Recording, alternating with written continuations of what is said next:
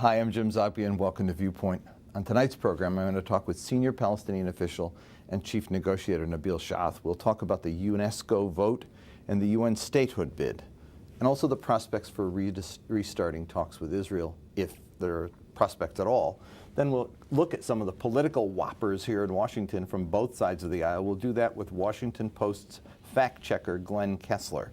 But first, for a discussion on U.S. defense policy in the Mideast region, I want to welcome Colin Kahl. He's Deputy Assistant Secretary of Defense for the Middle East, Senior Policy Advisor to the Secretary of Defense on Egypt, Iran, Iraq, Syria, Yemen, and other nations in the Levant and Persian Gulf regions, an Associate Professor at Georgetown University, and widely published on U.S. military operations and strategy in Iraq. Thanks for joining us, Colin. Oh, thanks for having me. Listen, I want to start actually with Iraq. The president announced a couple weeks ago this departure of the United States, but I want to ask you, are we really leaving, and what are we leaving behind? When you start to look at the numbers, it's pretty consequential. This is not an abandoning in any way of a country. We're leaving both civilian and also a whole lot of military contractors in the country. Give me a sense of numbers. Right. Well, so when we came into office, we had about 144,000 U.S. forces in Iraq. We're currently down to about 34,000, going to near zero at the end of the year. I say near zero because we'll have a couple hundred folks in uniform associated with the Office of Security Cooperation, which will be working out of the embassy on the continuing training mission and security cooperation mission with the Iraqis. But you're right, we're still going to have a sizable diplomatic presence in the country. You know, in the neighborhood of 16,000 associated with the embassy. Now, that number is a little misleading because in terms of actual diplomats, the number of diplomats will be not too dissimilar from the size of our embassies in places like Egypt and in China and Mexico. The reason you get the larger total number is because of the contractor piece. But it's not. I think there's kind of this mythology that all of these guys are personal security contractors, military contractors. The vast majority of them are cooks, cleaners, janitors, truck drivers. Probably in the low thousands. These are largely folks who are engaged in static security around diplomatic facilities, our consulates, the embassy, and some of the movement that our embassy will be involved in, but not the majority of the contractors. The status of forces agreement that we'd signed initially is due to expire. That's why folks are leaving. How are the contractors covered? Are they covered? I know that the Iraqis did not agree to a continuing military presence because of the immunity issue. Where do the contractors fit into this, especially those who will be armed?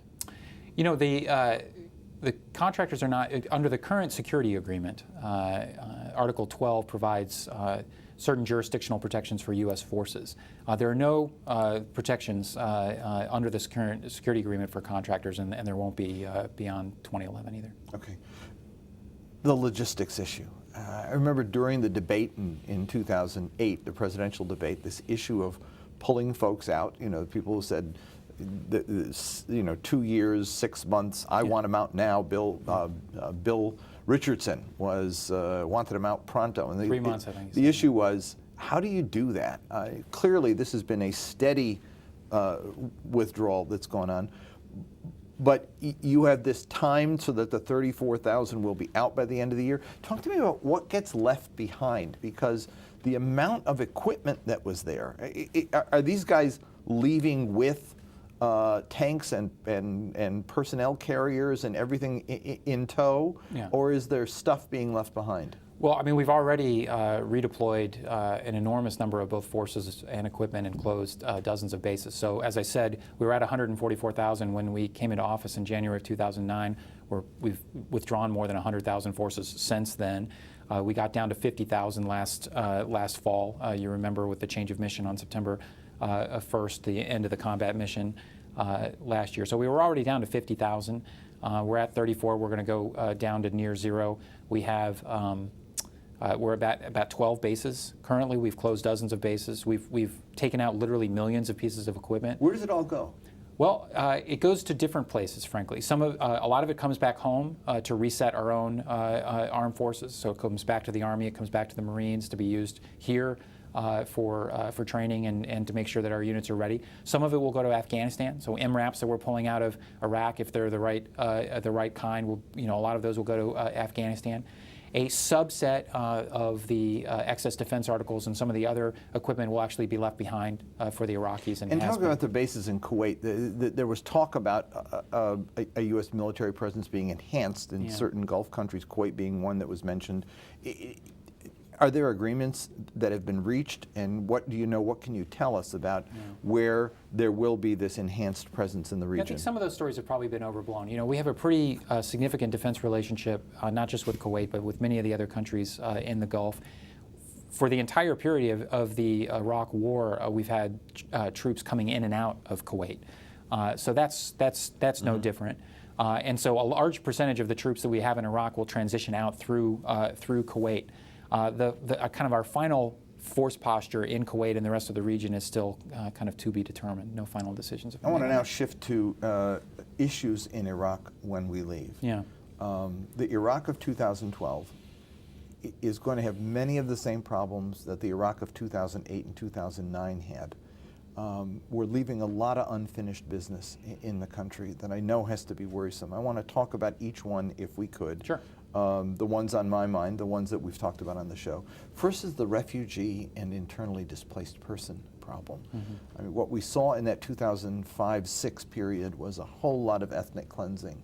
The Christian community literally devastated, as were mixed neighborhoods in Baghdad and other places that were evacuated of people of other sects, etc.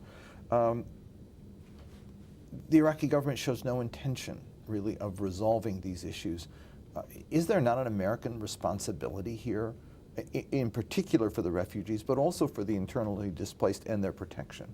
I mean, I think you're right. You know, at the height of the sectarian violence in Iraq, the 2006-2007 period, literally hundreds of thousands of people fled Baghdad, and you had millions of people who were either internally displaced or refugees across the war.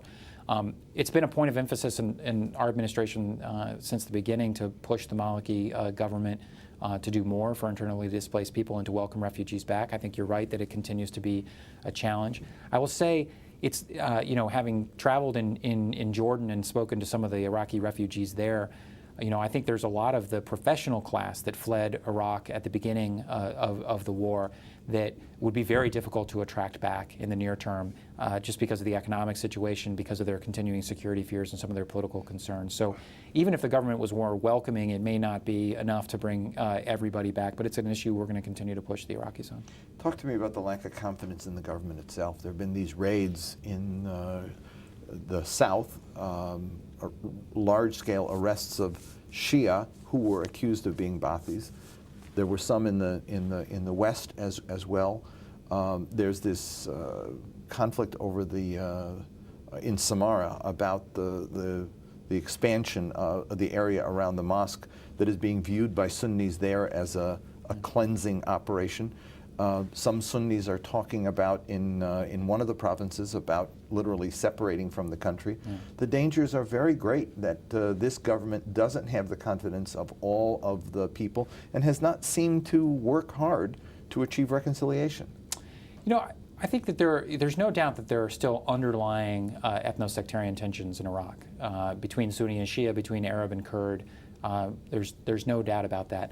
I think the good news is that we don't anticipate things are going to fall apart upon our departure. I mean, what's interesting to note is that, you know, we've already withdrawn more than 100,000 forces, and we long ago handed over security responsibility to the entire country to the Iraqis, and yet security trends have remained absolutely flat at their lowest levels of the war for the last 2.5 years. So I think part of that is because even though there are a lot of outstanding conflicts and grievances, the vast majority of political actors in Iraq remain committed to trying to settle those through the political process. It's still a work in progress. They have a long ways to go on rule of law, on respect for human rights, and on political accommodation. It's going to be an issue that we continue to push them on.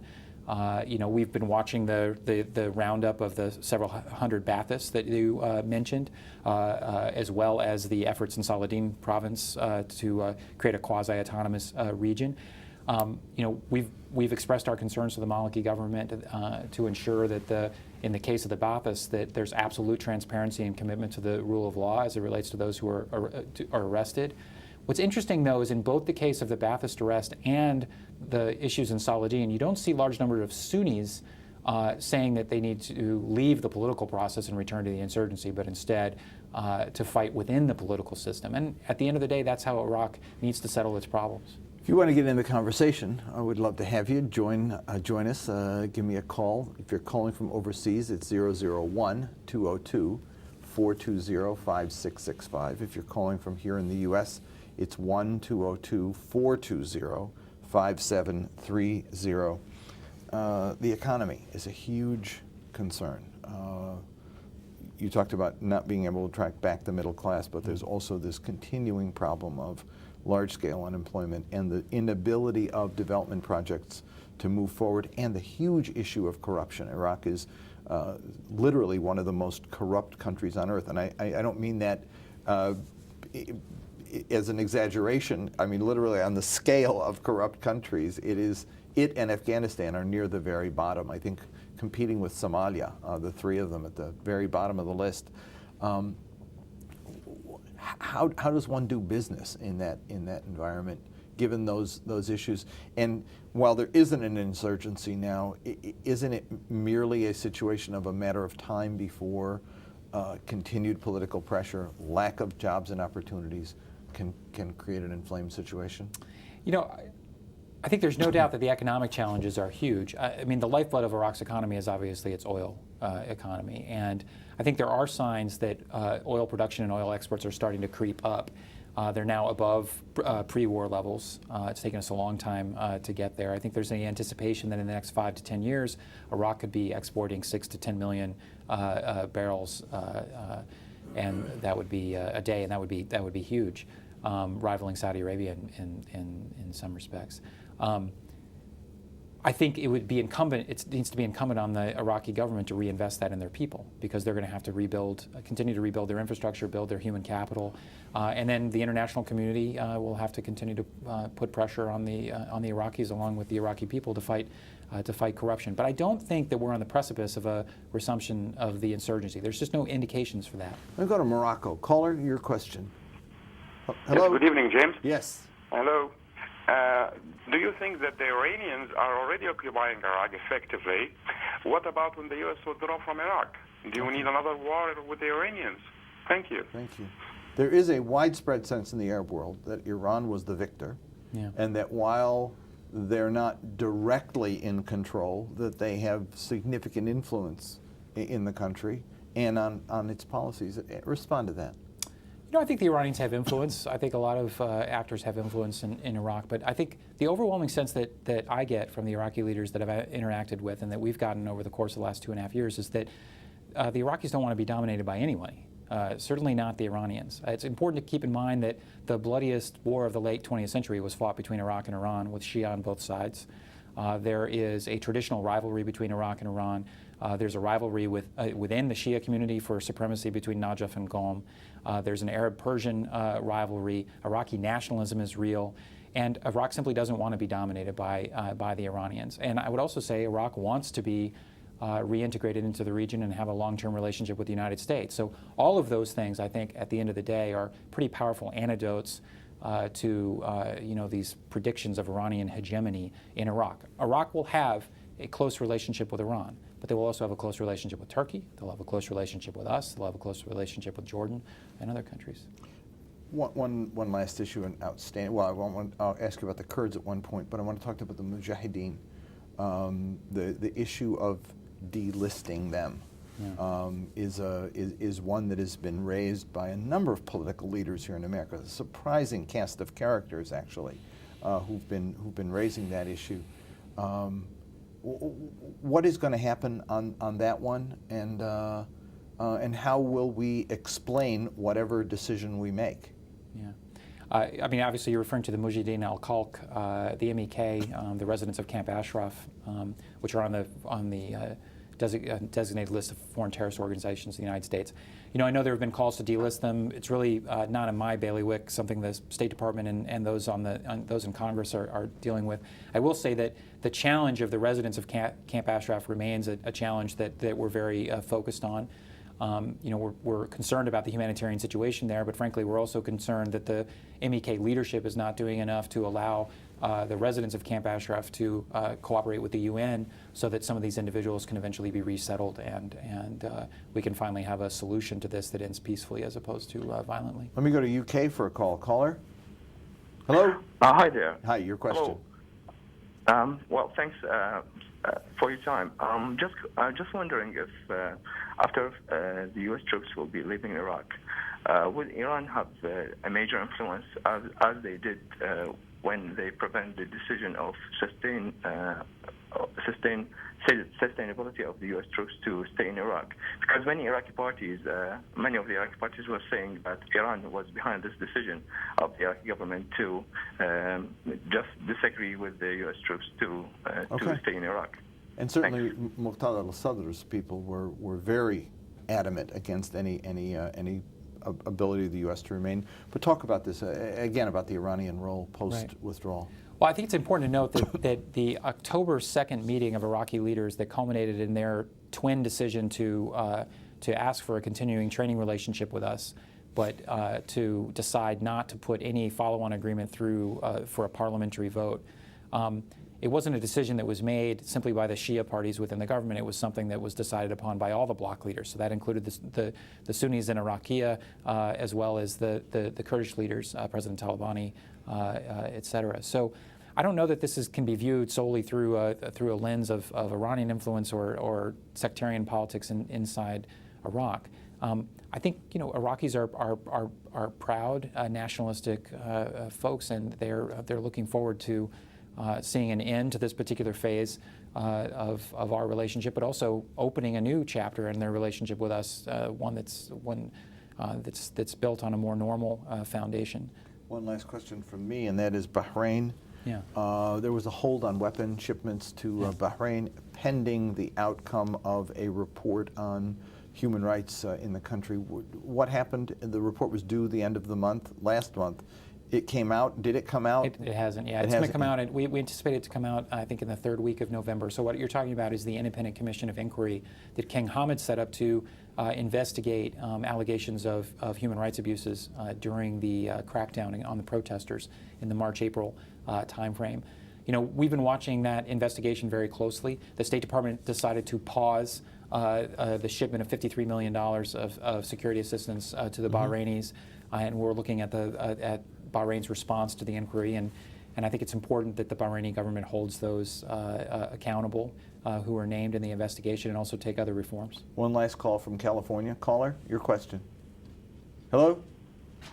Hello? Yeah, your question, please. Oh, they put me on hold that I can ask.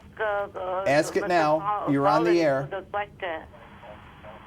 You're on the air, so ask your question, please. Okay, thank you so much. Yes, sir. I'm really very happy with your program and with your guest. That he's really wonderful talking. Okay, my name is Jacqueline, and my question is, sir, I'm asking to Mr. Colin that when do you think the Lebanese, I'm asking because I'm Lebanese, that the Lebanese people are going to rest from Hezbollah regime, and it's going to be a real constitution, a real parliament, and real... Thank you. Thank you for the question. It's a little far from Iraq, but you deal with that portfolio. I do. Look, we're all very concerned when Hezbollah and its allies work to bring down the Hariri government and the March 14th coalition at the head of that government several months ago. And, we've been watching the Makati government closely. I think Hezbollah is playing a very important role in the current government, but there are other important actors as well. And I think the long-term solution to Hezbollah's influence is to support the broader institutions of the state. And so I will just say that from the Department of Defense, from the United States Department of Defense, one of our key avenues for doing that is to support the Lebanese armed forces in Lebanon, to build up an alternative institution to defend Lebanon so that individuals don't feel like they have to turn to Hezbollah. Thank you so much for joining us, Colin. When we come back, we're going to discuss this week's UNESCO vote with senior Palestinian official Nabil Shath, and we'll take some more calls, so stay with us.